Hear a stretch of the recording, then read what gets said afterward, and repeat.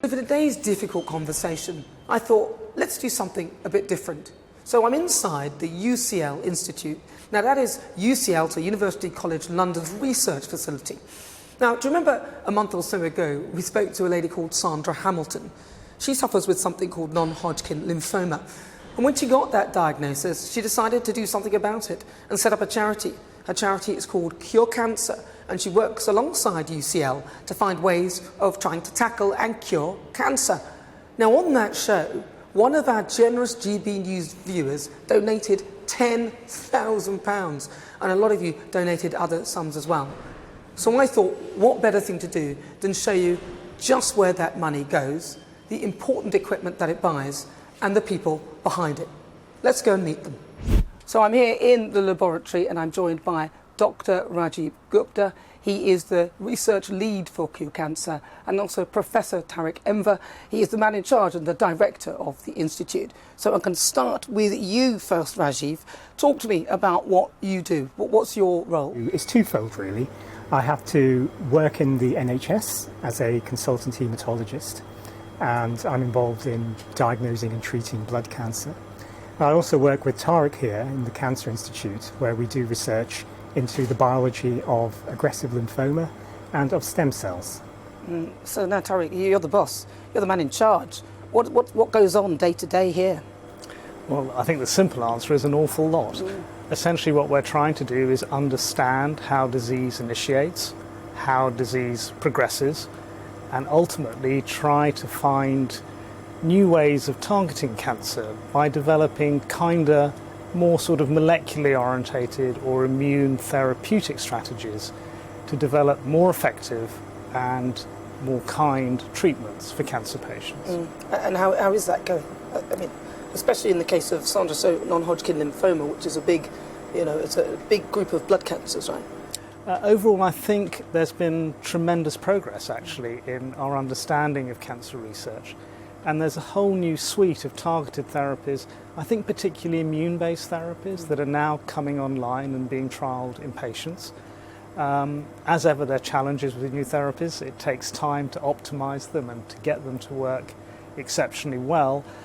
But I think actually there's real promise in many of the new therapies that are being developed. So I think it's a very exciting time. So Rajiv, talk to me about some of these sort of different sort of researches that you're doing at the moment. We are very, very much focused on why whenever we treat patients with cancer, the cancer keeps coming back, even though we think it's gone away. And we're beginning to understand that's because within anybody's tumour, the cells that make up that cancer are vastly different, even though they all look the same. We're focused very much on those cells that resist treatment and those that survive really, really microscopic numbers of cells, tiny, tiny numbers of cells that are left in the patient after he or she has had treatment. And it's those guys that go on to cause the disease to come back and grow again. And we're really trying to understand them and target them. Now, I know you've had different different types of equipment to help you do that. I've heard about the cell sorter. That's one of the things. What is that a huge piece of equipment? What does it sort of look like? It is. I mean, so as you know, cancer happens when normal cells in the body go bad, and an important tool in understanding how cancer works is to isolate cancer cells from the millions and billions of normal cells that are present in the body. And the cell sorter is an excellent and key tool for doing that. Sandra was amazing in pushing through the funding for us to buy a dedicated cell sorter that we use for our research. What other, are there any other bits of equipment that you've received because of all these wonderful donations? Absolutely, yes. She's helped us with microscopes, with machines that allow us to amplify bits of genetic material from cancer cells. She's helped us with machines that help us to visualize cancer cells in the laboratory. Quite incredible. It's an incredible effort. I mean, you've got to remember about Mrs. Hamilton. She came to us with a diagnosis of aggressive lymphoma, and despite all the vicissitudes of treatment that she's undergone, she's continued to raise funds for the UCL Cancer Institute, and there's been a major fundraiser for our research group, and we're very grateful for that. Now, Tariq, it must be quite challenging, sort of trying to keep the funding going. What kind of things are you doing to make that happen? Well, we're doing a lot. So as you could imagine, perhaps the best way to think about it is we're rather like a Formula One car. You know, we're very complex, we're very expensive to run, and we're very state-of-the-art. So no one government organisation, no one charity, no one individual can really keep that show on the road. So there's a lot of stickers, if you like, of different sponsors that keep us going. But, you know, philanthropy, which is what Sandra has helped us with, is really a key ingredient, actually, in keeping the Cancer Institute and particularly Rajiv's research on the road. Rajiv, how close are we then for this, finding out how to kill those dormant, hiding cancer cells? Well, I think it's going to be a very slow and gradual process. There's no magic bullet. Basic research of the sort that we do here is essential for understanding the disease. And year on year, step by step, improvements are achieved in treatment. What you've got to remember is the very basic research that we do in an institute like this really sets in train a whole load of other steps that are essential in order to bring a particular finding to the bedside. So we've got, in this country, we've got a huge biotechnology industry and drug development industry that really feed off the basic research that are done in institutions like the UCL Cancer Institute, and drive those discoveries that we make here will drive the treatments of tomorrow. But there's never a magic breakthrough that leads to a huge improvement in survival. It's always a gradual process. A lot of people who work very hard to achieve that. I always wonder what trustees do. I always wondered, what do they do? What does a trustee do? So I've got Stephen Sampson here. He's a trustee for Cure Cancer. What do you do, Stephen? I think it's a very interesting word, trustee. I think you are a trusted member of the equivalent of a board of directors. That's the probably nearest you can get to it. We help guide the leader, which is Sandra Hamilton, who is undoubtedly the driving force behind the charity. We help guide her through the problems of the legal and professional rules that you have to do. So that's a trustee's job, just a bit of guidance really for the rest of the committee that do all the hard work. And your background, so are you a finance person? I'm an accountant by training, but I'm not boring like a normal accountant. I was going to say, this is supposed to be really boring. No, You're I'm not, really, Stephen. I've got a great sense of humour. I think I look like Brad Pitt, so, must have a sense of humour. I was actually the person that created the trust with Sandra, the legal and accounting side of it, so that's what I did. And really, I've been involved from the very beginning, but it's all because of my love of Sandra, who I've known for 50 odd years. She married one of my best friends, and she bullied me into doing this job, and I've done it willingly and lovingly ever since, because it's a great cause. I lost my brother through cancer, I lost my mum through cancer and COVID recently, and Sandra's family need this help, and I'll do whatever I can. That's what trustees do, really. Yeah. That's what they do. You're sorry to hear about your family and so on and so forth. Thank you. During this pandemic, though, and of course with the cost of living crisis, is it a struggle to get the funds and the fundraising? Has it been affected? I think we reach out to wealthy people. That is the truth. It's probably why we're only a small charity, because if we reach to the public.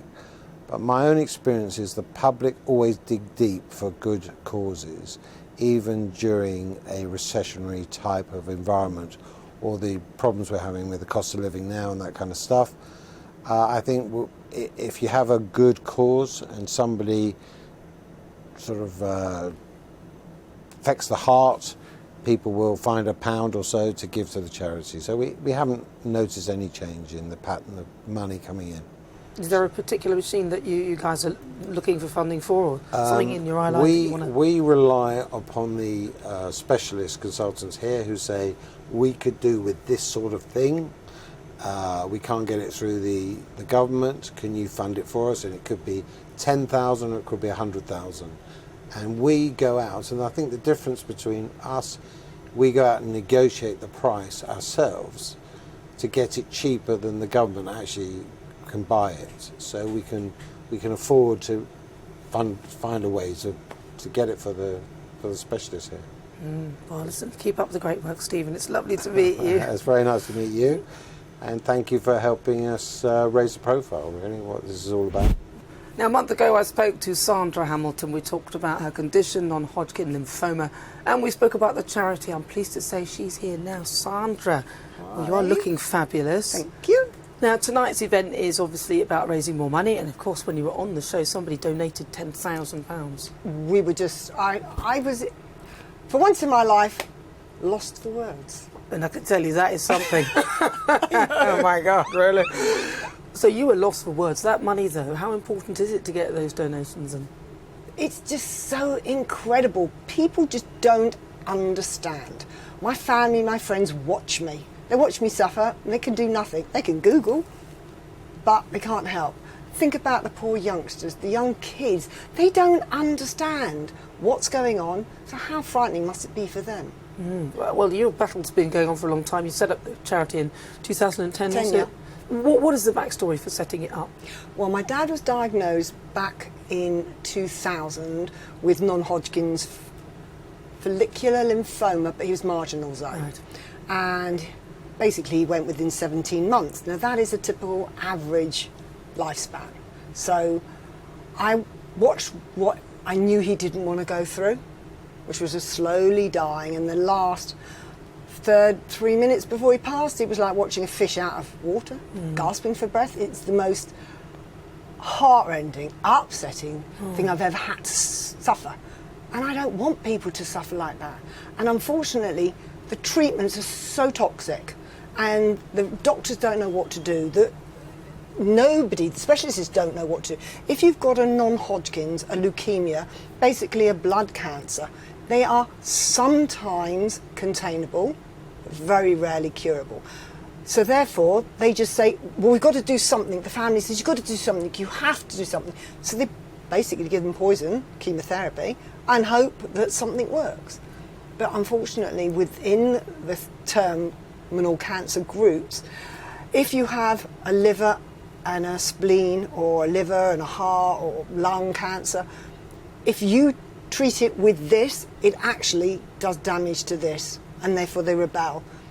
It's a very, very, very, very dangerous process, which is why I joined with the researchers here, because in their quest to find the cure, they straddle two worlds. What they learn in the research centre, they can take to the bedside of the kid, the adult, whoever it may be, and they can try and tailor-make treatment so it's not so poisonous to the body, it is more targeted, and therefore does, hopefully, works better.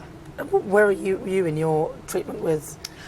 It's not been good news. Okay. About a month ago, I had a phone call. I've now got a new form. First cell plasma dyscrasia, smouldering myeloma.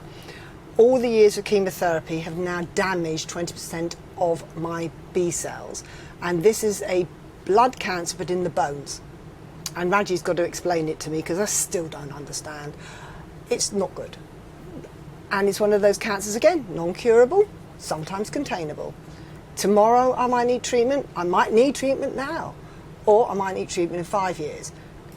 We don't know. And that, the watching and the waiting, any cancer patient will tell you, it is soul destroying. So for me, think about something else, do something productive. And this is why the charity got born. Sandra, your work's fantastic. We'll see. I'm looking forward to tonight. There'll be a lot of heavy hitters here, some very important people. Oh, yes. Name of the game tonight, what's the deal? Well, we're going to try and get sustainability. So the idea, a very good friend of mine gave me the idea, if we can reach 1 million people and they each donate £1, we can raise £1 million. That money then can be used for sustainability. We'd have to, obviously, the logistics, to just put it into a bond, to a high interest account, so that the researchers never, ever, ever have to worry about equipment again. The latest equipment that's available, they can have the money for it. So when I die, my charity lives on in perpetuity. And also then, it really is important to me that people don't have to suffer needlessly. Sandra, thank you so much for talking to me. And can I just say, if people would donate to www.curecancer-ucl.org, I've got that one right this time, and donate whatever they can and ask their friends and in turn their friends, then it's an achievable thing we can do. And thank you so much for supporting, and thank you so much for helping. Well, that's it for Difficult Conversations. Amazing people across the UK dealing with difficult situations and telling you how they're coping. Back to you, Nana.